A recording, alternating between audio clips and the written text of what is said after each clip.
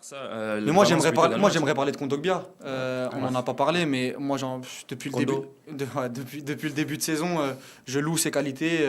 Il avait été très moyen avec l'Inter, avec cette instabilité, ces changements de coach. Là, il a retrouvé la Liga qu'il a révélé avec Séville. Et hier, encore une fois, bon, il fait une première mi-temps à l'image de Valence où il subit énormément. Il avait énormément de problèmes à contenir, notamment. À un moment donné, il y a une occasion, un triple 1-2 avec Iniesta, Messi, Paulinho, et il est pas bien du tout. Mais ça peut. Il y a peu de gens qui sont bien quand mais ça peut se comprendre. Ça peut se comprendre. J'avais moi aussi mal à la tête devant le téléviseur. Mais en deuxième période, on a vu un grand Kondogbia dans l'intensité, dans ce qu'il peut, dans la projection. Franchement, c'est un milieu moderne.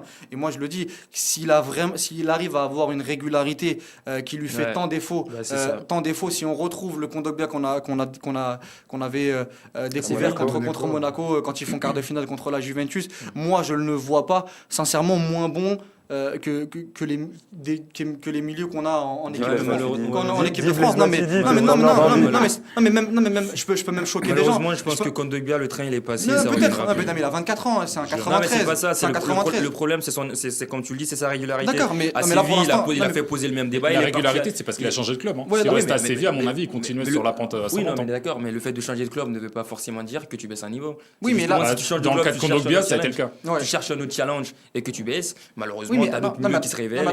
Non mais attention Alpha. N'Golo Kanté, il a changé de club, je pense pas qu'il ait baissé. Non mais attention Alpha, bien sûr, je suis d'accord avec toi. Il a pris 1 an ou 2 ans de retard, mais intrinsèquement en termes de talent, moi je vais peut-être choquer plus d'un, mais à son meilleur niveau, je le trouve pas moins bon que Pogba par exemple. Il faut savoir que Pogba intrinsèquement à son meilleur niveau, Ben Arfa intrinsèquement à son meilleur niveau, je le trouve meilleur que toute la France. Alpha, sur ce que je vois depuis le début de saison, Kondogbia c'est très très fort, mais dans tous les compartiments, et tu me parles, attendons, moi tu me dis oui mais Walid, intrinsèquement, ça veut rien dire. Il faut la régularité. Je vais attendre de voir. Pour le haut niveau. D'accord, mais je vais attendre de voir cette fin de saison. Moi, j'avais un gros test. Je l'attendais contre le Barça. Pour moi, il a fait une mi-temps. D'accord, comme son équipe. Mais pour moi, il l'a rempli. Globalement, sur le match. Il a globalement rempli. D'accord. Et aujourd'hui, pourquoi Kondogbia serait pas potentiellement appelé en équipe de France? On va en avoir des débats sur l'équipe de France puisque la prochaine liste, elle est en mars.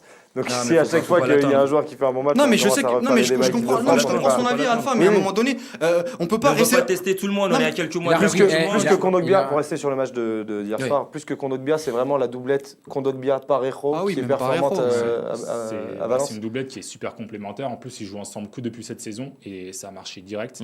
Alors Kondogbia, il faut aussi mettre en avant le fait que c'est quand même, si on enlève les 4 de derrière, c'est le seul joueur défensif, enfin à profil plus ou moins défensif de la composition.